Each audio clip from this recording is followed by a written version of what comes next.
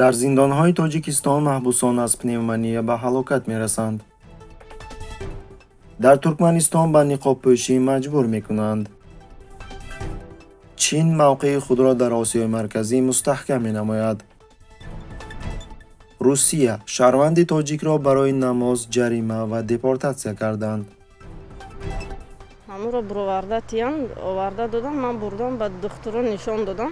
дар муассисаҳои ислоҳии Тоҷикистон аз замони сарзадани пандемия 98 маҳбус ба пневмония гирифтор шуданд ва 11 нафари онҳо фавт диданд. дар ин хусус вазири адлияи Тоҷикистон Музаффар Ашшуриён изҳор намуд. ба гуфтаи Радиои Озодӣ, наздикони баъзе маҳбусон қаблан изҳороти расмии Вазорати Адлияро дар бораи мавҷуд набудани коронавирус дар зиндонҳо ва тавқифгоҳҳои тафтишотӣ дар кишвар таҳти шубҳа қарор доданд. дар хусуси вазъият дар колонияҳои ислоҳии Тоҷикистон дар шароити пандемия аз ҷониби Сарраёсати иҷрои ҷазои ҷиноӣ ва наздикони маҳбусон маълумотҳои зиддиятнок омада истодааст, менависад Радио. тибқи иттилои портали Ягонаи Миллии Ковид-ТЖ, то ба имрӯз дар Тоҷикистон 6595 нафар мубталои бемории коронавирус ба қайд гирифта шудааст ва 55 нафар ба ҳалокат расиданд.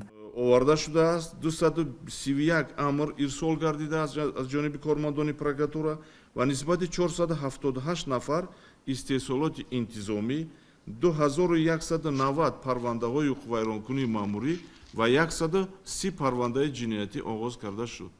манбаи хабарҳо дар яке аз беморхонаҳои шимолии кишвар, ки нахост номаш ифшо гардад, мегӯяд, ки мақомот шумораи ҳақиқии мубталоён ва вафоткардагонро аз ин вирус пинҳон мекунанд. ҳама маълумоти нашршуда борҳо поён нишон дода мешаванд. дар минтақаҳои шимоли Тоҷикистон тамоми кормандони тиббӣ дар муҳити махфӣ кор мекунанд ва ба кормандони тиб манъ шудааст, ки ба касе дар бораи миқёси эпидемия маълумот диҳанд.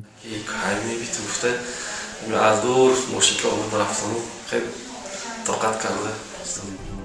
اینا شون uchun hurmatli prezidentimiz 13 июли соли ҷорӣ Вазорати тандурустӣ ва саноати тиббии Туркманистон ба сокинони маҳаллӣ фармуд, ки ниқоб истифода кунанд ва дар ҷойҳои ҷамъиятӣ масофаи иҷтимоиро нигоҳ доранд.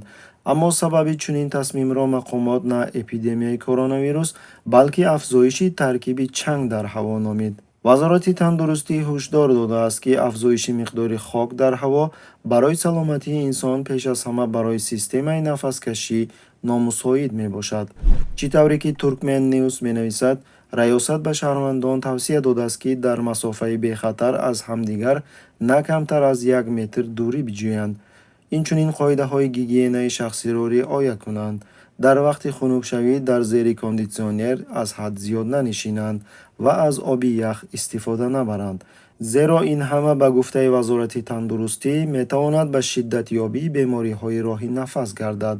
нақлиёти полиси роҳ бо нишонаҳои дурахшон аз баландгӯяк оиди зарурати пӯшидани ниқоб ҳушдор медиҳад ва инчунин ҳузури ниқобҳо барои ронандагон ва мусофирон дар даромадгоҳи Ашқобод тафтиш карда мешавад. sağlığı qoruş ulğumunda hem dövrəvab özgürtmələr amala asırılır. қобили зикр аст, ки мақомоти Туркманистон то ба имрӯз мавҷудияти коронавирусро дар ин кишвар рад карда меояд, гарчанде ки манбаъҳои мустақил ва сокинони маҳаллӣ борҳо дар хусуси вуҷуд доштани вируси COVID-19 дар кишвар гузориш дода буданд.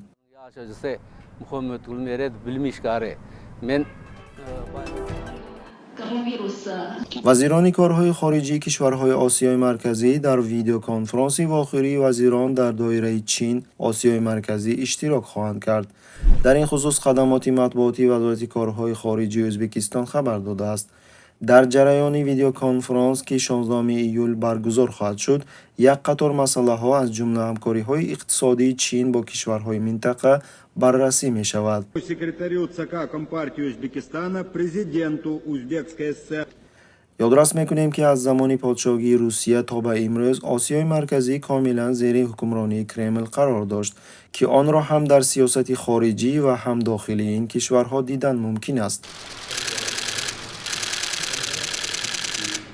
аммо дар тӯли 10 солаи охир Чин ба афзоиши ҳукмронии иқтисодии худ дар минтақа тавассути ташкили корхонаҳои муштарак, додани қарзҳо ва грантҳо бар ивази ашёи хом барои саноати империяи худ шурӯъ кардааст.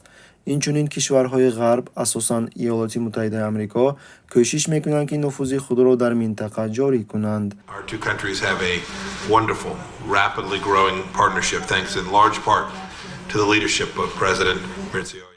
асосан чунин кӯшиши ғарб дар лоиҳаҳои гуногуни фарҳангӣ, иқтисодӣ, гуманитарӣ ва инчунин лоиҳаҳо дар соҳаи ҳарбӣ дар доираи мубориза алайҳи таҳдиди гӯён терроризм дар минтақа зоҳир мешаванд.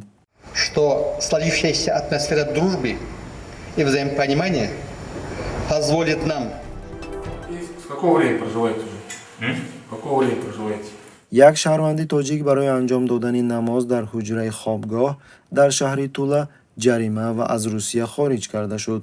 додгоҳ мардро ба миқдори 30,000 рубл ҷарима кард ва қарор кард ки ӯро депортатсия кунад. ба гуфтаи додгоҳ, дар утоқи шаҳрванди тоҷик то 15 нафар ашхос барои намозгузорӣ ҷамъ меомаданд. инчунин дар ҳуҷра адабиёти мусулмонӣ ёфт гардид. додгоҳ инро аломати фаъолияти ғайриқонунии динӣ ҳисобид. хабар медиҳад МК-ру Тула. дар ҳуҷраи сокини 27-солаи Тоҷикистон ки намозро ташкил мекард, тиреза бо матои сафед пӯшонида мешуд ва дар болои тиреза соате буд, то ин ки бо он ҳамеша вақти аниқ муайян карда шавад. дар кунҷҳои ҳуҷра рафҳо бо китобҳо ва дар замин як дорандаи китоб ва қолинакҳои намозӣ ҳастанд. кормандони ҳифзи ҳуқуқ тақрибан 10 китоб ва рисолаҳои мухталиферо ки дорои оятҳо ва сураҳои Қуръон мебошанд, мусодира карданд.